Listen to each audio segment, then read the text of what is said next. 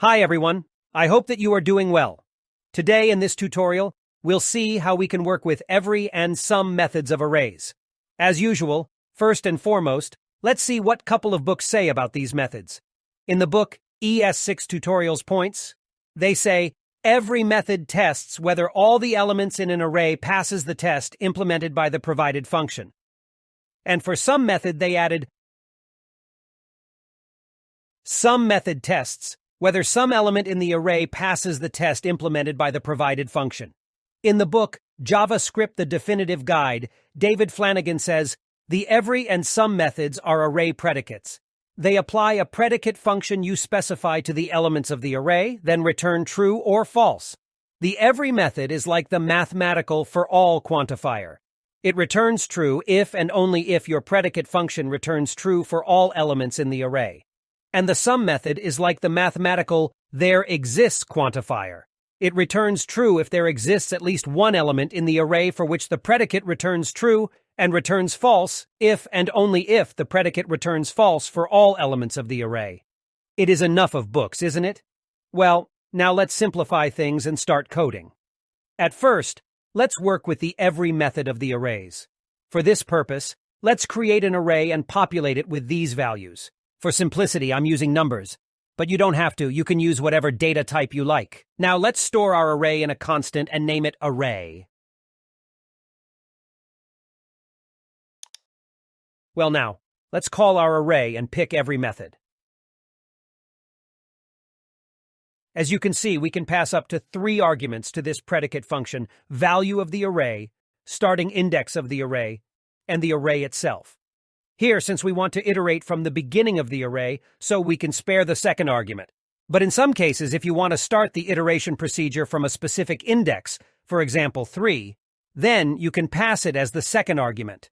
We are also good with our array, so let's pass the first argument to this function and pick array values. Here I call it item.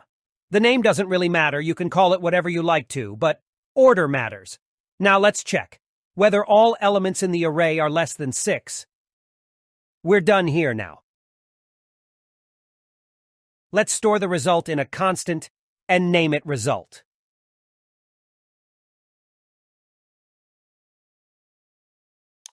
So now, let's see the result of the predicate function in the console. Console.log of result.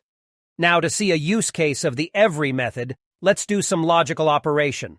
So if the result is true, we are going to log every element of the array in the console. To accomplish this purpose, we are using for each method of the arrays. That is a loop. If you are unfamiliar with for each method, you can find a link to that method in the description. So, we are picking item and then logging it in the console.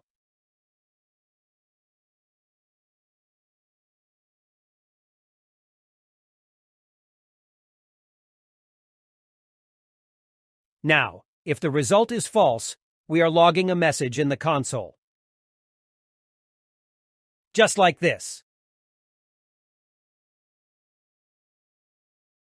So let's save the document and refresh the browser. Beautiful!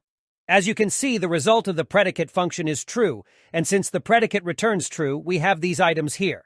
Now, you might ask, what will happen if the predicate function returns false? Well, let's see it in action. Now we are checking whether every element of the array is greater than 6. Let's save the document and refresh the browser. You see, this time, our predicate function returns false, and we have this message in the console. It's enough of every method. Now let's see the sum method. Let's call our array and pick some method. Pick the item. And check whether at least one of the array elements is less than 2. We are done with this stage. Now let's store it in a constant and call it result.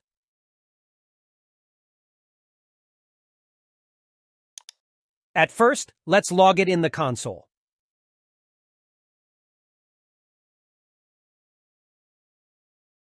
Now, if the result is true, again, we'll log every element of the array in the console.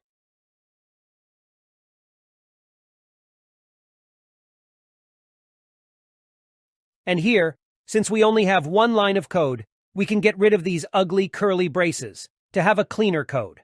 Now, let's call our array and pick for each method.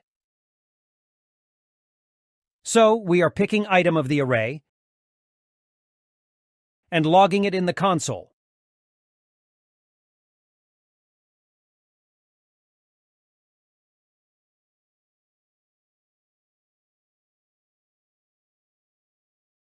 Save the document and refresh the browser. As you can see, our predicate function returns true, and here are our array items. Now, let's see what will happen if our predicate function returns false. So we are checking if at least one of the array elements is less than 1. Now, if the result is false, we are logging this message in the console.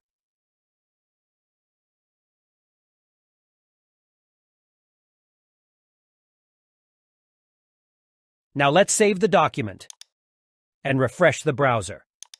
You see, now our predicate function returns false, and we have this message in the console. We've reached the end of this tutorial. If you have benefited from it, hit the subscribe button and give us an amazing thumb. See you next time.